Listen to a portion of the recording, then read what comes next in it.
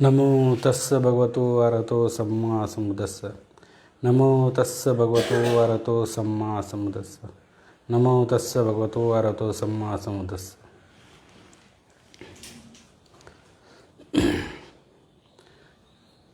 देवानां पियदसि सम्राट अशोक, महान संत कबीर, बहुजन प्रतिपालक कुळवाडी भूषण छत्रपती शिवाजी महाराज, क्रांतिसूर्य महात्मा फुले, आरक्षणाचे जनक छत्रपती शाहू महाराज, बोधिसत्व परमपूज्य डॉक्टर बाबासाहेब आंबेडकर, तसेच राजमाता जिजाऊ, क्रांतिज्योती सावित्री, त्यागमूर्ती माता रमाई यांच्या पूज्य विचार व आचारांना मी सचिन गायकवाड त्रिवार अभिवादन करतो.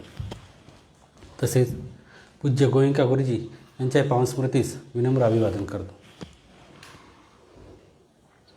वर्षवासातील धम्मकाया फेडरेशन आयोजित प्रवचन मालिकेतील 9वे पुष्प आज मी तुमच्यासमोर अर्पित करत आहे. आज मी आपल्यासमोर नवीन विषय घेऊन येत आहे. महाकच्चायन बद्ध करत्त सुत्त. हे बद्धीकरत्त सुत्त एक महान संदेश देणारे आहे. त्रिपिटकातील सुत्तपिटकाच्या मध्यम निकायातील विभंग वग्गातील हे 131वे हे सुत्त आहे. महाकच्चायन बद्धीकरत्त सुत्त हे आचार्य महाकच्चायन यांनी आयुष्यमान समृद्धी याला सांगितलेलं आहे. तर हे सुत्त आज आपण समजून घेणार आहोत. आयुष्यमान समृद्धी एक सज्जन व्यक्ती जो भगवान बुद्धांकडे, ज्यावेळी भगवान बुद्ध तपोदारामात, राजगीर येथील तपोदारामात विहार करीत होते, त्यावेळी सकाळच्या पहरही येऊन भगवंतांना वंदन करून जे बद्धीकरताचे सुत्त आहे, बद्धीकरताचा जो उपदेश आहे तो विश्लेषण करून सांगावा अशी विनंती करतो. त्यावेळी भगवान बुद्ध त्यांना उपदेश देतात. तो उपदेश हा पुढे जाऊन हा महाकच्चायन नावाच्या भिक्खूंनी, एक महान आचार्यांनी समजावून सांगितलेला आहे.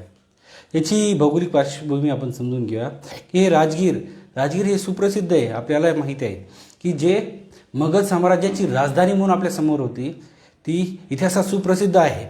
जिथे नालंदा आणि सप्तकर्णी गुहा आढळतात, जेथे धम्मसंगीती झालेली होती.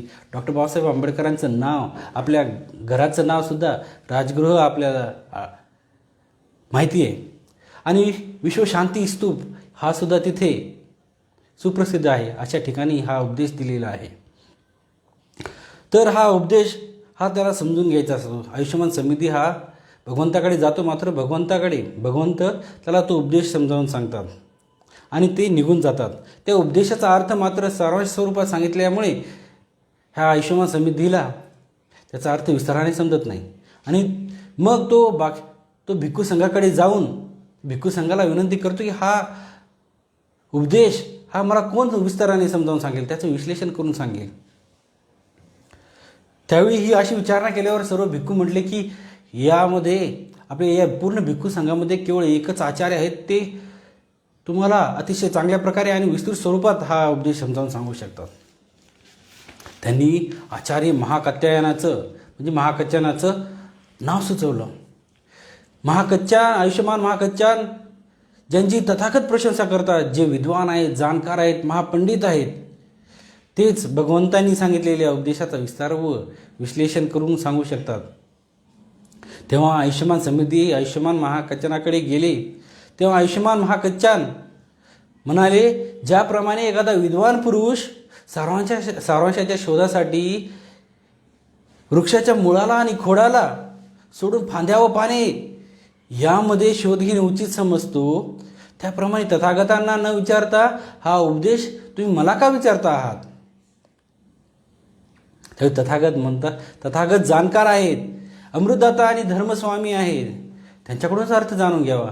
मग त्यावेळी जो आयुष्यमान समिती आहे, तो आयुष्यमान समिती महाकच्चनांना ही परिस्थिती घटना सांगतो की मी भगवंताकडे जाऊन आलो. भगवंतांनी अतिशय सारांश स्वरूपात सांगितलं आहे, मला हा अतिशय विस्तृत स्वरूपात हा उपदेश मला जाणून घ्यायचा आहे. मग आयुष्यमान समितीने ही गोष्ट जाणून घेण्यास सुरुवात केली.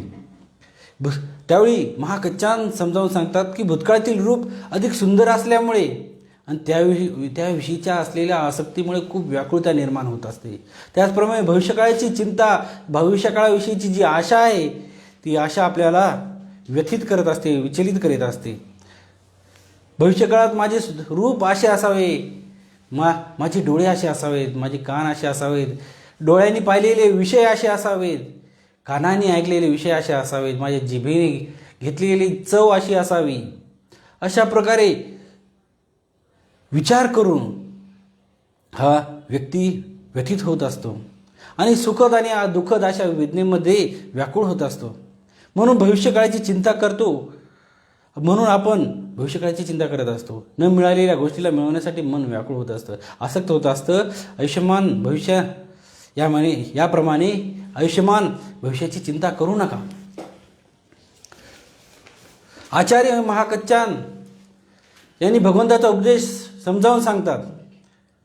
अतीतं नानवा गमेय नापटिकंखे अनागतं यदतीतं पैनं तं अपतंच अनागतं पच्चुपन्नंच यो धम्मं तत्थ तत्थ विपස්සति असैरंग असंकुप्पं तं विद्वा मनुब्रूहे अज्जेव किच्च मातप्पं को जय्या मरणं सुवे न ही नो संगरंतेन महासेनेन मच्चुना एवं विहारी आतापि अहोरत्तं मतंदितं तंगवे बद्ध करतोती संतो आचिख्ये मुनीती.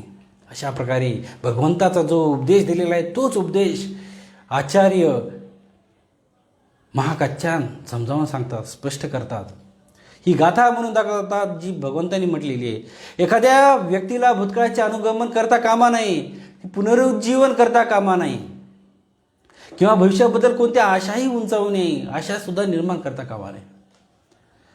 आणि भविष्यापर्यंत, कारण भूतकाळ हा निघून गेलेला आहे आणि भविष्यकाळापर्यंत आपण पोहोचलेलोच नाही.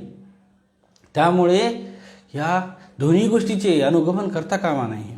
त्यामुळे जो प्रत्युत्पन्न आहे, जो सध्याच्या काळामध्ये अस्तित्वात आहे, तो धर्म त्याचेच तुकडे तुकडे विजय करून पहा, तुकडे तुकडे करून पहा.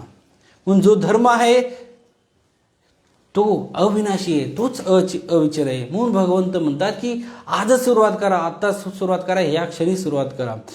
उद्यमशील बना. कोणास ठाऊक, म्हणजे अजेव किच्च मातप्पं कोजय्या मरणं सुवे. कोणास ठाऊक आहे की आजचा दिवस हा तुमचा शेवटचा दिवस असू शकतो, उद्याचा दिवस तुमच्यासाठी उगवणार नसेल. त्याच्यामुळे तुम्ही आजचा दिवस हा शेवटचा समजून कार्य करा. अशा प्रकारे म्हणजे कोणताही करार तुम्हाला या मृत्यूपासून वाचवू शकणार नाही. कितीही मोठं सैन्य तुम्हाला असेल तरी तुम्ही मृत्यूला पराभूत करू शकणार नाही.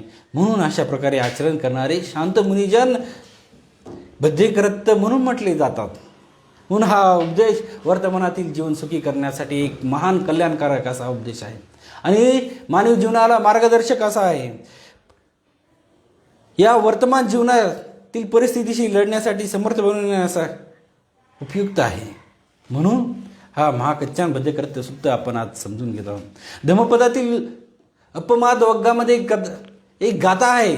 उठ्ठानतो सतीमतो शुचिकम्मस्स निस्सकामिरिनो निसम्मकारिनो सच्च तस्स च धम्मजीविनो अपमत्तस्स यतो विवदती. जो उद्यमशील आहे, जो स्मृतिवान आहे, जो शुभ कर्म करणारा आहे, जो धर्माप्रमाणे आचरण करणारा आहे, अप्रमत्त आहे, अशा पुरुषांचे यश सारखे वृद्धिंगित होत असते, सतत यश वाढत असते. त्याच्यामुळे सतत कार्यरत राहा, सतत उद्योगी राहा. कोणत्याही आळसामध्ये रमू नका. हा प्रत्येक क्षण मोलाचा महत्त्वाचा म्हणून तुम्ही काम करत राहा. आपल्या मनाला वर्तमानात जगायला खूप आवडतं. स्पष्टीकरण देतात आचार्य महाकच्चान स्पष्टीकरण सगळं करून सांगतात, या गाथेचं स्पष्टीकरण करून सांगतात की आपल्याला वर्तमानात राहायला कधीच आवडत नाही. एकतर भूतकाळात किंवा भविष्यकाळातच आपण जगत असतो. एक साधं उदाहरण घेऊया. प्रत्येकजण आता साधा एखादं काम करत असेल तर काम त्याचं लक्ष अर्ध काम त्या कामात असतं आणि अर्ध लक्ष बाहेर कुठेतरी भटकत असतं. एक विपश्यनेचा एक अनुभव माझा वैयक्तिक सांगतो. सुरुवातीला विपश्यनेच्या कालावधीमध्ये सुरुवातीला गेलो तर 2-3 दिवस जी गुरुजींनी सूचना दिली होती की आपलं सर्व लक्ष हे श्वासांवरती केंद्रित करायला हवं, मात्र काही करावेना तरी ते माझं लक्ष त्या श्वासावरती केंद्रित होतच नव्हतं. सारखं मन भटकायचं, कधी भूतकाळात जायचं तर कधी क्षणात भविष्यात जायचं. सतत मन म्हणजे डोळे ज्यावेळी बंद करू त्यावेळी आपलं मन कधीच स्थिर झालेलं दिसलं नाही. कारण ही मनाची मरकट अवस्था त्यावेळी खरोखर अनुभवाला आली. ज्यावेळी 2-3 दिवस झाले त्यावेळी मग हळूहळू ते मन शांत आणि स्थिर व्हायला लागलं. मात्र सुरुवातीला अवस्था अशी बिकट होऊन जाते, मन कधी स्थिर व्हायला होत नाही, शांत होत नाही. त्याच्यामुळे आपलं मन हे सतत भूत आणि भविष्यामध्ये भटकत असतं. आणि या मनाला जर स्थिर करायचं असेल तर एक गोष्ट लक्षात आली की ध्यानाच्या सरावानेच त्याला स्थिर करता येऊ शकतं. ते कोणत्या नाम जपाने नाही, केवळ आपलं सर्व लक्ष आपल्या श्वासावरती लक्ष पूर्ण केंद्रित करून आपल्याला ते वर्तमानात त्याला आणता येईल. Harvard university study says that we spend about 47% waking hours thinking about something other than what we are doing, and this mind wandering makes us unhappy. म्हणजे आपलं 47% आपण जी आहे ती व्यर्थ घालवतो. जी जागृतपणाची 47% आवर्स वाया घालवतो, अक्षरशः वाया घालवतो. त्याच्यामुळेच आपण दुःखी होत असतो. म्हणून आपल्या आयुष्यात आपण बऱ्याचदा असे ठरवतो की आता आपण 1 टप्पा पूर्ण केलेला आहे, थोडंसं पूर्ण होऊ दे, हे काम संपलं की मग मी थोडंसं माझ्या वैयक्तिक स्वतःकडे लक्ष देईल. मग तो टप्पा कधी पूर्ण होतच नाही. हे काम झालं की मी निवांत होईल असं आपण अपेक्षा करत असतो, मात्र कधीच ती वेळच येत नाही. सतत साधी गोष्ट आहे, मला नोकरी लागली की बस झालं, मी जिंकलं. नोकरी झाली जाऊ दे, आता माझं लग्न होऊ दे, लग्न झाली, माझी मुलं होऊ दे, माझं प्रमोशन होऊ दे, मुलांची लग्न होऊ दे. धावतोय, सतत धावतोय, पण कुठे स्थिर नाही. सतत भविष्यात आहे तर कधी क्षणातच भूतकाळात जातो. त्याच्यामुळे तो कधीही स्थिर होत नाही. कधी विचार करत नाही की आता नाही, मी आता आनंदात जगेन, मी आता ह्या क्षणाला सुख मानेन. पण नाही, सुखणारी गोष्ट ही सतत लांबणीवर टाकत जातो आणि आपले हे रहाट गाडी सतत चालू राहते पुढच्या आशेवर. पण हे कधीतरी संपेल अशा अपेक्षेवर असतो, पण ते कधीच संपत नाही. मनासारखे जगणं हे कधीच होत नाही. म्हणून आपल्या कामाचे, अपेक्षांचे, चिंताचे उंट कधी एकावेळी ते झोपणार नाहीतच. मग एखादा तरी जागा राहणारच आहे. म्हणून त्याला झोपण्याच्या नादात सर्व उंटांना जागे करू नका. मग प्रत्येक माणसाने आपली क्षमता बघून सुद्धा, महत्त्वाचं म्हणजे की क्षमता बघून आपली स्वप्न पाहिली पाहिजे, आपलं भविष्य रंगवलं पाहिजे. सतत आपण भविष्यात रंगत असतो की आपल्याला आहे त्यापेक्षा जास्त काहीतरी मिळवा, आहे त्यापेक्षा जास्त मिळवण्याच्या या नादामध्ये, या धुंदीमध्ये आपण आपला वर्तमान मागे सोडत असतो. वर्तमान आपल्या हातातून एखादा बर्फ कसा वितळून जावा तसा निसटून जात असतो. जसा उंदराचा फक्त मोठा उंदीरच होऊ शकतो, पण काही केलं तर त्याची घूस होऊ शकणार नाही. म्हणून मात्र काही उंदीर हत्ती होण्याची स्वप्न पाहत असतात. त्यामुळे योग्यतेनुसार प्रगती होते सुद्धा, मात्र ती समाधान मानण्याची जी प्रवृत्ती नसते ना, ती आपल्या वर्तमानात सुखी जगू देत नाही. म्हणून आचार्य महाकच्चान पुढे उपदेश समजावून सांगतात की आपण सतत भूतकाळात अशा प्रकारे रमतो की मी भूतकाळामध्ये असा विचार करत होतो, मला तो विचार चांगला वाटत होता, मला हे गीत चांगलं आवडत होतं, हे संगीत मला आवडत होतं, हे माझ्या कानाला भावणारं ह्या गोष्टीच मला चांगल्या आवडतात. एखादी गोष्ट नाही आवडली की लगेच आपण अस्वस्थ होतो, व्यथित होत असतो. माझे नाक, मला एखादा ठराविक गंध, जो ठरलेला गंध आहे तोच आवडायला लागतो. माझ्या जिभेला तीच चव आवडायला लागते. ती चव बदलली की मी व्यथित होतो. माझे शरीर असे होते, तारुण्यपणामध्ये माझे शरीर एवढे सुंदर होते. माझा देह असा होता, माझे हात असे होते, माझे डोळे असे होते, माझे नाक असे होते, माझे कान असे होते, माझे केस असे होते. या कल्पनामध्ये, ह्या विचारामध्ये सतत गुंतत असतो आणि तशी ती प्रतिमाच बनवत असतो आणि त्या प्रतिमेमध्ये गुंग होऊन जात असतो. म्हणून आचार्य महाकच्चान सांगतात की भविष्यकाळात सुद्धा की माझे कान असे असावेत, मला कानाला ऐकावेसे वाटणारे विषय सुद्धा असे असावेत. माझं नाक असं असावं, माझ्या नाकाला हवे असणारे सुगंध तसे असावेत. माझ्या जिभेला चव अशा प्रकारची असावी, माझं शरीर असं असावं. ह्या माझ्या विचार आणि माझ्या वासना अशा असाव्यात. वासनाबाबतीत आधी स्पष्ट सांगावंसं वाटतं की वयोमानानुसार वय बदलत जातं, पण वासना ह्या त्याला दाबून ठेवायच्या वाटतच नाही, त्या संपाव्यात अशा कधीच वाटत नाही. त्या गोष्टीमुळे तो सतत व्यतीत होत असतो. जी वासना तारुण्यात होती ती वासना शेवटपर्यंत टिकून राहण्यासाठी केविलवाना प्रयत्न तो करत असतो. वेगवेगळ्या माध्यमातून तो ती चेतना चेतवत ठेवण्याचा प्रयत्न करत असतो. मात्र तो हे मान्य करत नाही की हे माझा आता मी क्षीण होत आहे, माझ्या वासना क्षीण होत आहेत, पण तो मान्य करत नाही. म्हणून तो या सुखापासून दूर जात असतो. म्हणून आचार्य महाकच्चान समजावून सांगतात की जो व्यक्ती भविष्यकाळात रमत नाही तोच खऱ्या अर्थाने सुखी होत असतो. जो विचार असे करतो की माझे कान असे नव्हते, मला ऐकावेसे वाटणारे विषय असे नव्हते, माझी जीभ आणि मला आवडणाऱ्या चव अशा नव्हत्या किंवा अशा असाव्यात, किंवा माझं शरीर असं होतं आणि असं असावं, ह्या कोणत्याही बाबतीत तो व्यथित होत नाही, विचलित होत नाही. तो पदोपदी समतेत राहतो. प्रत्येक क्षणी आलेल्या प्रत्येक क्षणाचा स्वीकार करतो, प्रत्येक परिस्थितीचा जागरूकपणे स्वीकार करत असतो. म्हणून हे भगवान आचार्यांनी त्याला समजावून सांगितलं की यात तू समाधानी असायला हवं. सामाजिक मानसशास्त्रज्ञ जो पॉल इल्कमॅन नावाचा आहे, त्याने सांगितलं की भावनांना चेहऱ्याच्या हावभावावरून सुद्धा विभाजित करता येऊ शकतं. ते 4 प्रकारच्या मूलभूत भावना असतात. त्या सतत भूतकाळात आणि भविष्यकाळात आपल्याला खेचून घेऊन जात असतात. 4 मूलभूत भावना कोणत्या? एक राग असतो, जो 2 व्यक्तीमध्ये गैरसमज निर्माण करत असतो. एखाद्या कारणामुळे, एखाद्या चुकीमुळे, किंवा अन्याय केला म्हणून, अपमान केला म्हणून, शिवीगाळ केली म्हणून, चुकीची वागणूक दिली म्हणून रागाच्या भरात ते हिंसक होत असतो. मला बोललं, मला रागवलं, अक्कोची मग अवधी मग अजिनी मग आसे मी हे चेतन उपनयंती.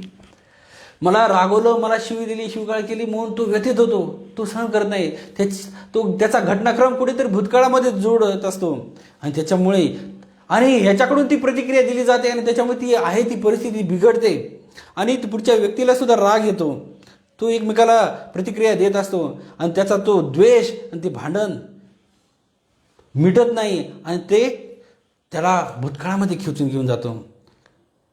म्हणून तो सतत मला तो असा बोलला, माझा अपमान केला म्हणून तो सतत व्यथित होत असतो, दुःखी होत असतो आणि अशी खुणगाठ मनामध्ये अशा गाठी तयार करतो की मी एवढी 7 जन्मी मी त्याला माफ करणार नाही, मी त्याला हे करणार नाही, मी त्याला वेगवेगळ्या भावना, वेगवेगळ्या कल्पना त्याच्यामध्ये मनामध्ये वेगवेगळ्या प्रकारचा द्वेष मनामध्ये तो निर्माण करत असतो. जसा एखादा धगधगता विस्तो आपल्या हातामध्ये तो ठेवून त्याच्या दुसऱ्या व्यक्तीच्या अंगावर टाकण्याचा तो प्रयत्न करत असतो. म्हणजे तो पहिल्यांदा चटका तो स्वतःला देणार असतो. म्हणून या गोष्टीमुळे व्यथित होत असतो. भगवान बुद्धाच्या काळातली एक घटना आहे की भगवान बुद्ध एक वेळेस परिक्रमा करण्यासाठी बाहेर निघतात. दरवेळेस ते भिक्खू संघाला घेऊन जात असतात. मात्र एक वेळेस ते एकटेच निघतात की भिक्खू संघाला म्हणतात तुम्ही इथे विश्राम करा, मी या गावामध्ये शेजारच्या गावामध्ये परिक्रमा करून येतो. भगवान बुद्ध बाहेरच्या गावामध्ये जातात. सर्व लोक भगवान बुद्धांना न ओळखणारे फार थोडेच लोक असतात, मात्र बहुतेक लोक त्यांना ओळखत असतात. जिथे जिथे जातील त्यांना ते भगवान बुद्धांना वंदन करत असतात, त्यांचा आदर सत्कार करत असतात. एका ठिकाणी गावातून परिक्रमा करत असताना एक दारुडा व्यक्ती असतो. तो दारू पिऊन त्याच्या घरच्या मंडळींना व्यक्तींना शिवीगाळ करत असतो, अभद्र असं बोलत असतो. आणि त्या ठिकाणी त्याच वेळी भगवंत तेथून जात असताना ते हा जो दारुडा व्यक्ती तो पाहतो की हा कोणता गोसावी इथे आलेला आहे. आणि त्याला तो भगवान बुद्धांना न ओळखता तो अभद्र असं शिवीगाळ करायला लागतो, वाटेल ते बोलायला लागतो. तो अतिशय दारू पिल्यामुळे धुंद झालेला असतो आणि त्याला ते कळत नाही की आपल्यासमोर कोण उभं आहे. ते त्यावेळी सर्व गाव जमा होतं की सर्व गावाला वाईट वाटत असते की हा अशा प्रकारे बोलत आहे. पण भगवान बुद्ध अतिशय शांतपणे ते ऐकून घेतात आणि ते शांतपणे निघून जातात.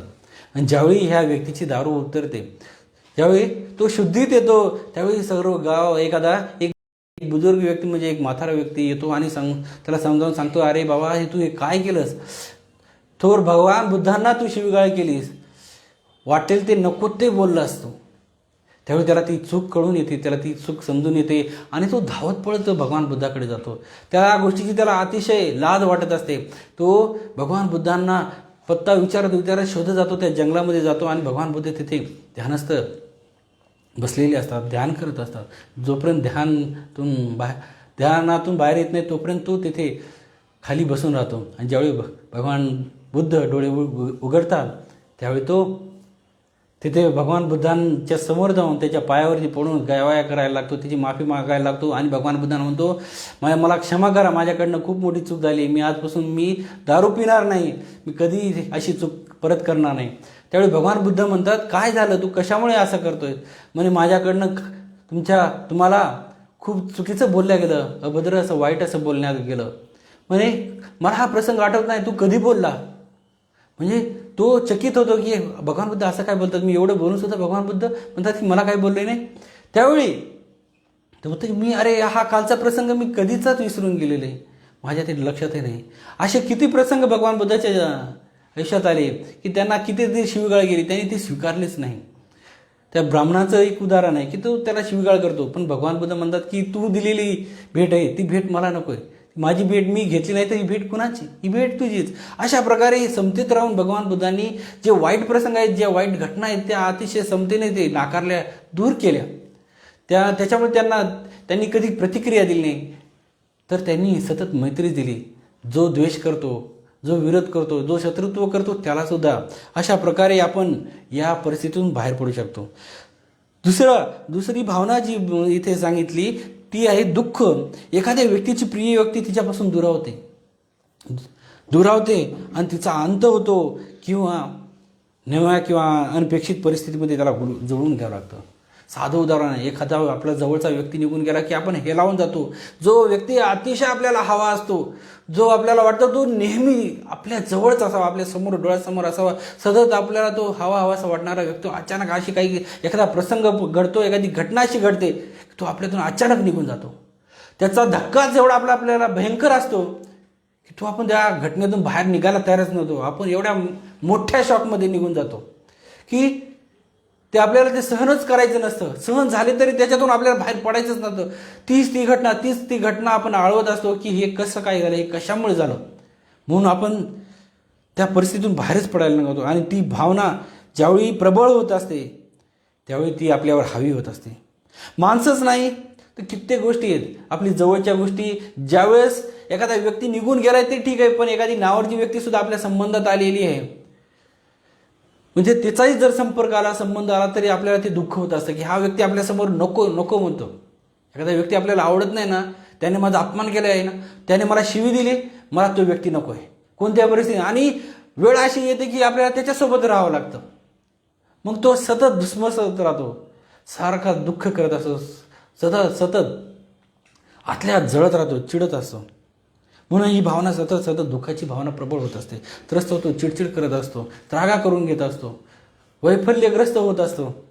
आणि माणसाचं साधं त्याच्या पुढे जाऊन साधी गाडी, एखादी आपली गाडी हरवली, गाडीचं नुकसान झालं तरी दुःख होतं. आपला फोन हरवला किती दुःखी होतो आपण. सतत तो फोन कसा होता, ती गाडी कशी जपली होती, किती कोणत्या किमतीला मी घेतलं होतं, अशा प्रकारे तो सतत तो विचार करत असतो. एखादी आवडती वस्तू त्याची हिरावली गेली, चोरली गेली तरी तो सतत बेचैन होतो, व्यथित होत असतो. आर्थिक नुकसान झालंय, अचानक झालेलं जे अनपेक्षित जी होती, जी मालमत्ता होती, संपत्ती होती, अचानक हिरवून गेली, संपली, गेली, पूर्ण हातातून नष्ट झाली. सगळं समतोल ढासळून जातो त्याचा, तो भानात नसतो. तोटा झाला तरी ते त्याच्या दुःखाचं कारण बनतं. म्हणून की महाकाचार्य म्हणतात की आपण या हावभावाचा विचार केला तर इल्कमॅन हा म्हणतो, हा मानसशास्त्रात म्हणतो की दुःखी माणसाचा चेहराच एवढा गळून जातो, तो एवढा स्वतःला त्या दुःखामध्ये गुंगवून ठेवतो, त्याच्यात अडकवून ठेवतो की तो दुःखी माणसाचा चेहरा ओशाळून जातो, ओशाळलेला दिसायला लागतो. त्याची मान झुकलेली असते, तो त्याचे डोळे निराशाने भरलेले असतात. तो माणूस सतत दुःखी असतो, तो कधी समोरच्या परिस्थितीकडे सकारात्मकपणे पाहतच नाही. म्हणून दुःख हे आपण काय गमावलं याच्याशी निगडीत असल्यामुळे आपण कायम भूतकाळात ते जकडून ठेवत असतं. म्हणून ह्या भावना आपण समजून घेतल्या पाहिजे. काहीतरी गमावलं, काहीतरी हवं असलेलं मिळालं नाही, या दोन्ही भावना माणसाला दुःखी करत असतात. म्हणून भूतकाळाचा विचार करत असतात. म्हणून वर्तमानात आपण जगत नाही. भीती, पुढची भावना आहे ती भीतीची, जी सतत आपल्याला संभाव्य धोक्याची सूचना देत असते. जुन्या काळामध्ये ज्यावेळी मनुष्य हा जंगलात राहत होता त्यावेळी त्याला सतत भीती वाटायची की एखादा कोणतं श्वापद आपल्यावर आक्रमण करेल, हल्ला करेल. त्यामुळे तो सतत भ्यायचा. कोणती भीती? त्यावेळी त्याचं अज्ञानही प्रचंड प्रमाणात होतं, त्याच्यामुळे तो सतत घाबरायचा, भ्यायचा. मात्र तेव्हा ती भीती आवश्यकही होती. तेव्हा त्याला धोक्याची सूचना मिळायची आणि माणसाचं शरीर त्याला त्या धोक्यापासून वाचवण्यासाठी सज्ज व्हायचं. त्याला एकच गोष्ट, दोनच पर्याय असायचे, लढा किंवा पळा. त्यासाठी तो सज्ज व्हायचा. मात्र एवढा मोठा कालावधी लोटला तरी देखील आजही माणूस त्याच भीतीने जगतोय. ही भीती मला हे असं होईल का, ते तसं होईल का, म्हणजे साधारण परिस्थिती असते ती परिस्थितीचा भाव आपण खूप मोठ्या प्रकारे करून टाकतो की ही भीती मला संपवणार तर नाही, माझं नुकसान तर करणार नाही. या भीतीच्या आणि रागाच्या वेळी शरीरामध्ये ॲड्रेनालाईन आणि नोरॅड्रेनालाईन नावाची निर्मिती होत असते आणि हृदयाचे ठोके वाढतात, घाम फुटतो, थरथर व्हायला लागते, रक्तदाब वाढायला लागतो, स्नायू ताणायला लागतात, शरीर आकडायला लागतं. म्हणून ही भीती अतिशय प्रबळ भावना आपल्या शरीरामध्ये घर करत असते, प्रबळपणे घर करत असते. अस्तित्वात नसलेल्या गोष्टीही घडतील अशी आपण अपेक्षा करत असतो, त्याच्यामुळे ती भीती वाटत असते. लोकांना उगाचच वाटत असते की माझी नोकरी जाईल काय, माझा जो जवळचा व्यक्ती आहे, माझा प्रिय आहे, माझा जोडीदार आहे, तो तर आपण गमावणार नाही, आपला मित्र तर दुरावणार नाही, अशा प्रकारे माझी तब्येत मला साथ देईल का, अशा प्रकारे काल्पनिक भीती त्याला वाटत असते आणि तो सतत हतबल होत असतो. ही भावना सतत त्याला भविष्यामध्ये घेऊन जात असते. तो सतत भटकत असतो. त्या असे हेलकावे तो भूत आणि भविष्यामध्ये घेत असतो. पुढची भावना ही अतिशय महत्त्वाची आहे. ही भावना एक अत्यंत आश्चर्यजनक भावना आहे. ही काही लोकांना ओढा असते तर काही जणांना हे या भावनेपासून दूर जात असतात. ती भावना म्हणजे आनंद. या भावनेने लोक अतिशय प्रचंड सकारात्मक असतात, त्यांचा आशावाद वाढत असतो, हलके, आणि त्यांना ज्यावेळी ही भावना त्यांच्यामध्ये निर्माण होते ना, त्यांना अगदी प्रसन्न वाटायला लागतं. त्यांच्याबरोबर ती भावना आपल्याला कोणासोबत तरी शेअर करावीशी सतत वाटत असते. जेव्हा ही भावना निर्माण होते, साहजिक पहिल्यापेक्षा आपण सहानुभूतीपूर्ण, आल्हाददायक, चांगलं आणि माणुसकीला शोभेल असं वागायला लागतो. नाही तर ही बाकीची त्या 3 भावना आपण पाहिल्या की कशी आपण हतबल होतो. तर ही भावना खूप चांगली ती मदत करते.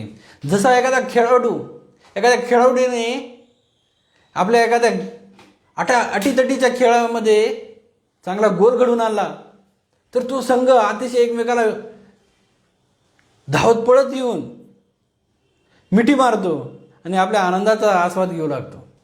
जल्लोष असतो, एक आनंद असतो. किंवा एखादा विकेट घेतला तरी तो सगळा आनंद जे प्रेमी आहेत त्याचा आनंद व्यक्त करत असतात. सगळीकडे आनंद जल्लोष होत असतो. तसं तो आनंद तो इतरांसोबतही वाटत असतो. त्याचं नव्या जगात पदार्पण होत असतं. त्याचबरोबर आपल्या सहकार्याच्या तो जास्त जवळ येतो आणि त्याची आपुलकीसुद्धा वाढायला लागते. म्हणून लेखक आणि वक्ते असलेले ॲलेक्स रोविरा यांनी आनंदाचे 2 प्रकार सांगितलेले आहेत. एक जो पहिला प्रकार तो कोणत्या तरी कारणामुळे होणारा आनंद आहे आणि दुसरा आनंद आहे तो आंतरिक आनंद आहे. तो कोणत्याही कारणाशिवाय मिळणारा आनंद असतो. जो पहिला प्रकार आहे तो क्षणिक असतो, तो फक्त ठराविक कालावधीपुरताच मर्यादित असतो. मात्र दुसरा आनंद हा निर्भळ आनंद आणि निर्मळ असा आनंद देणारा आहे. तो कोणत्याही परिस्थितीमध्ये तुम्हाला केवळ आनंद देत असतो. म्हणून जो दुसरा अंतःप्रेरणेने मिळणारा आनंद हा बाह्य गोष्टीवरती अवलंबून असतो. तो सतत बाह्य गोष्टीवर म्हणजे अवलंबून नसतो. कारण जे उदाहरण घेतलं ते क्षणिक आहे की एखादा गोल मिळाला म्हणून आपण आनंदी होत असतो. एखादी नोकरी मिळाली म्हणून आनंद असतो. एखादी न घडणारी गोष्ट अचानक घडली ती म्हणून तो आपण आनंद असतो. पण ती गोष्ट ती घटना सतत होत नसते. ती सतत आपल्यासमोर होत नसते. मात्र जो आंतरिक आनंद जर आपल्यामध्ये निर्माण झाला, ती भावना जर निर्माण झाली तर ही आनंदाचा प्रवाह हा सतत अव्याहतपणे वाहत असतो. आणि तो आनंद आपल्याला खरोखर वर्तमानात जगायला मदत करत असतो. म्हणून भगवान बुद्धांनी वर्तमानात जगण्याचा संदेश दिलेला आहे. हेअर अँड नाऊची किमया समजावून सांगितले. आत्ताच ह्या क्षणीत स्टीव्ह जॉब्स तर असा म्हणतो की आजच मी मरणार आहे अशा पद्धतीने मी जगा. दुसरा दिवस मला उगवणारच नाही अशा प्रकारे तुम्ही जगलं पाहिजे. तर तुम्हाला या क्षणाचा आनंद घेता येईल. मी जे काही काम करतोय ना पूर्ण आनंदाने, पूर्ण ताकदीने, पूर्ण क्षमतेने, मन लावून जीव तोडून काम केलं पाहिजे की आजचा दिवस हा माझ्या ह्या आयुष्यासाठी शेवटचा दिवस आहे. मला उद्याचा दिवस जाणणारच नाही. अशा प्रकारे आज आपण प्रत्यक्ष जगलात तर तुम्ही वर्तमानात जगू शकाल.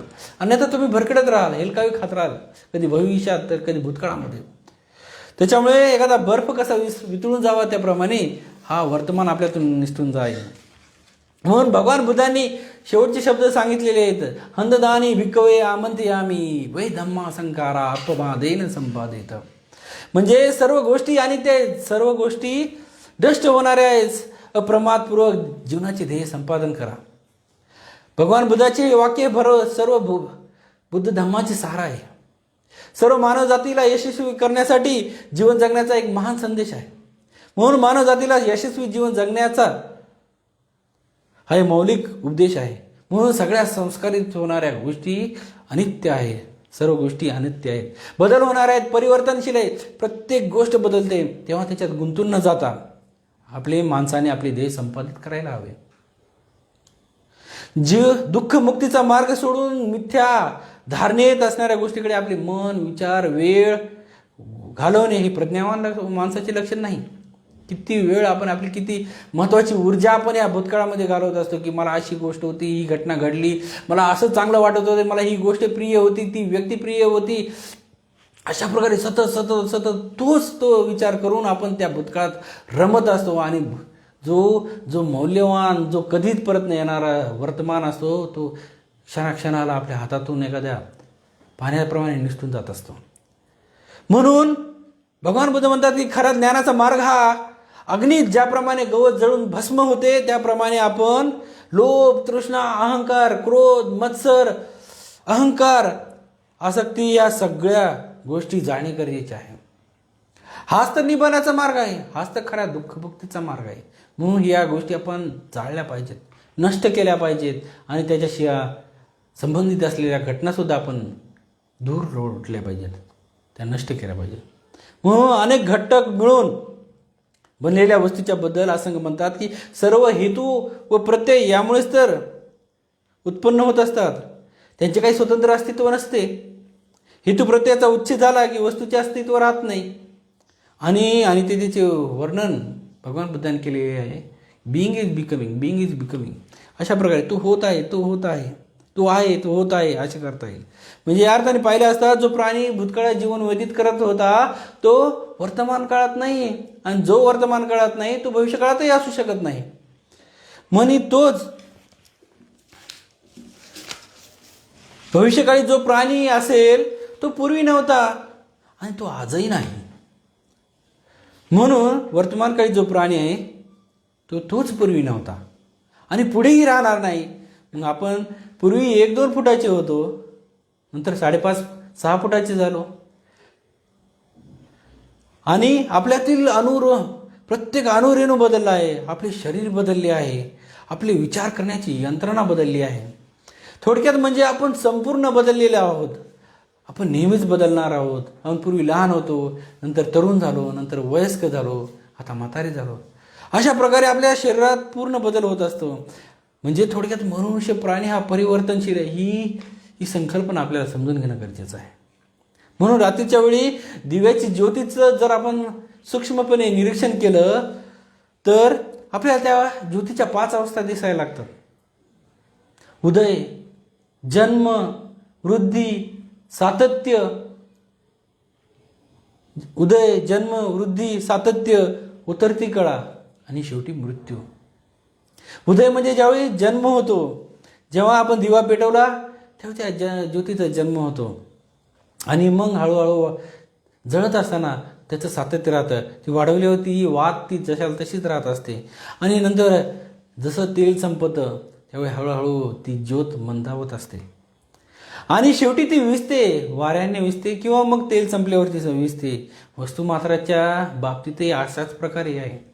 उदय, जन्म, वृद्धी, सातत्य, उतरती कळा म्हणजे वृद्धत्व आणि शेवटी मृत्यू. हे अवस्था समजण्यासाठी एक चांगले उदाहरण आहे. भगवान बुद्ध त्याच्यामुळे भगवान म्हणतात की don't run back to the past, don't hope for the future, and what past is left behind and the future is unreached. Today is the day to keenly work. Who knows tomorrow may bring death. For there is no bargain to be stuck with the death and mighty herd. म्हणून सर्व भिक्खूंनी महाकच्चनाचा उपदेश हा ज्यावेळी जो भगवंतांनी सांगितलेला उपदेश जशाला तसा आहे त्या शब्दात काही अधिक न टाकता काही कमी न करता अशा प्रकारे आचार्य महाकच्चनांनी आयुष्यमान समितीला समजावून सांगितला. तो खरोखर अतिशय उपयुक्त आणि मार्गदर्शक पद्धतीने विस्तृतपणे समजेल अशा भाषेत समजावून सांगितला. आणि त्यावेळी आयुष्यमान समितीचे समाधान झाले आणि आयुष्यमान समितीने साधुकार दिला. सोबतच सर्व हा उपदेश ऐकण्यासाठी जमलेला भिक्खू संघ होता त्यांनी सुद्धा पूर्णपणे साधुकार दिला. आणि ज्यावेळी मग आयुष्यमान समिती हा उपदेश ऐकून तो भगवंताकडे जातो आणि भगवंताला जाऊन हा उपदेश अशा प्रकारे मला आचार्य महाकाचार्याने समजावून सांगितला असे सांगतो. त्यावेळी भगवान बुद्ध म्हणतात साधू साधू साधू. म्हणजे मी सुद्धा असतो तर हा उपदेश अशाच प्रकारे समजावून सांगितला असता, अशाच प्रकारे विस्तृतपणे आणि अशाच भाषेमध्ये समजावून सांगितला असता. म्हणून आचार्य महाकाचार्य जाणकार आहेत, महापंडित आहेत, महाप्रज्ञावान आहेत. त्यांनी जो उपदेश सांगितला तो योग्य सांगितला. म्हणून भगवान बुद्ध त्यांचे ते प्रशंसा या महाकाचार्याची प्रशंसा करतात. अशा प्रकारे ही कच्चायन बद्धकृत्य सुद्धा ही वर्तमानात जीवन जगण्यासाठी अतिशय प्रेरणादायी आणि मार्गदर्शक आहे. भगवंताच्या या सत्यवचनाने सर्वांचे मंगल हो, सर्वांचे कल्याण हो. भवतु सब्बमंगलम, भवतु सब्बमंगलम, भवतु सब्बमंगलम.